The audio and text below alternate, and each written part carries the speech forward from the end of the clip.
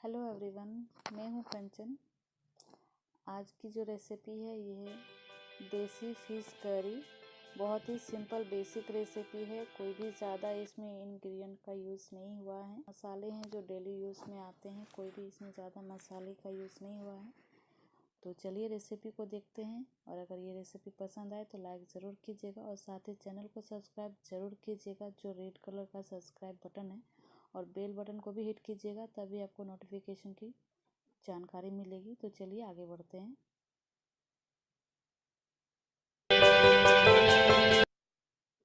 तो यहाँ पे हमने खड़े मसाले लिए हैं, जिसमें लहसुन, अदरक, हरी मिर्च, गोलकी, जीरा और धनिया है। यहाँ पे कढ़ाई पे तेल भी गर्म हो चुका है। इसमें हम प्याज डाल के प्याज को हल्का ब्राउन होने तक भूंजेंगे। उससे पहले हमने जीरा डाला है, उसके बाद ही हम प्याज को फ्राई करेंगे।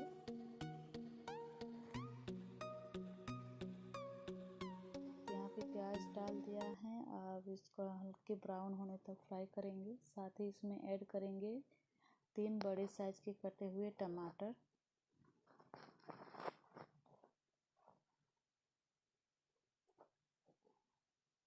तो यहाँ पे हमने टमाटर ऐड कर दिए हैं। इसको अच्छी तरह से फ्राई करेंगे। और टमाटर बड़े साइज में कटे गए हैं, तो इसको हम नमक डाल के इसको ढककर 3 से 4 मिनट के लिए पकाएंगे, जिससे टमाटर अच्छी तरह गल जाए और एक स्मूथ पेस्ट बन जाए। आप चाहें तो इसमें ग्राइंडर में टमाटर और प्याज को पीस के आप यूज़ कर सकते हैं। तो यहाँ पे टमाटर को नमक के साथ मिला के अब इसको हम ढक देंगे 4 से 5 मिनट के लिए। अब यहाँ पे सरसों लिए हैं। जब तक टमाटर पक रहा है तब तक हम सरसों का एक पेस्ट बना लेंगे। तो यहाँ पे टमाटर गल चुका है। इसको अच्छी तरह से 2 से 3 मिनट और इस तरफ फ्राई करेंगे, तो ये बहुत ही अच्छा इसमें पेस्ट बन के रेडी हो जाएगा। और देखिए बहुत ही अच्छा सा पेस्ट हमारे पास ये बन चुका है। इसकी ग्रेवी काफ़ी ज़्यादा थिक होगी। तो यहाँ पे जो खड़े मसाले लिए हैं उसका पेस्ट हमने यहाँ पे ऐड किया है। साथ ही हल्दी भी ऐड कर रहे हैं और इन सारे मसालों को अच्छी फ्राई कर लेंगे 3 से 4 मिनट, जब तक ये हल्का सा तेल ना छोड़ दे। तो मसाला फ्राई हो चुका है। इसमें हमने ऐड किया है आधा कप पानी, हाफ कप पानी यूज़ किया है। इसको और थोड़ी देर और फ्राई करेंगे।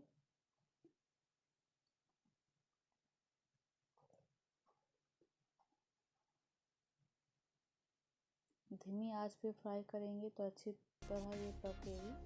लेकिन कोयले के चूल्हे से बन रहा है तो थोड़ा ज़्यादा तेज़ आंच है, तो फिर जल्दी इसमें हाथ को ऐसे चलाते हुए भूनना है। और यहाँ पे पानी डाल के ग्रेवी को उबलने के लिए छोड़ देंगे। और यहाँ काफ़ी ज़्यादा ग्रेवी उबल चुकी है।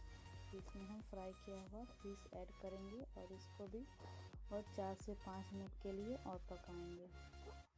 फिश पहले ही फ्राई करके रखा हुआ था, तो वो वीडियो में नहीं दिखा पाई क्योंकि फिश पहले ही फ्राई किया हुआ था।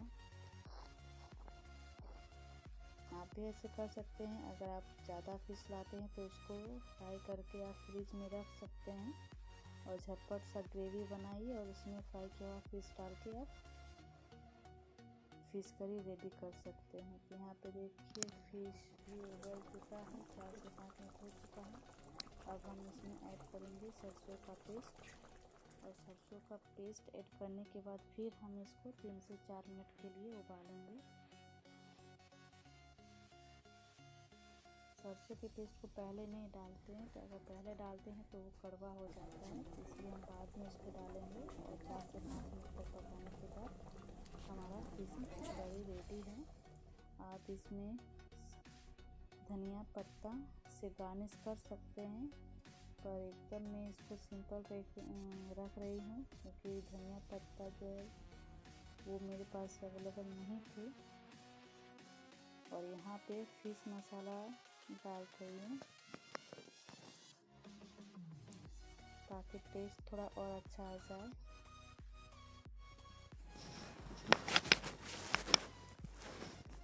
आप कस्तूरी मेथी भी यहाँ पे डाल सकते हैं।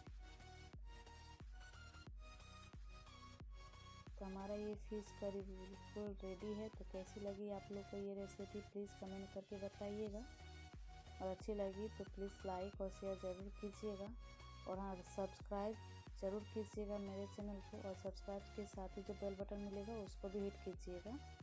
तो मिलते हैं दूसरे वीडियो में, तब तक के लिए बाय। Thanks for watching.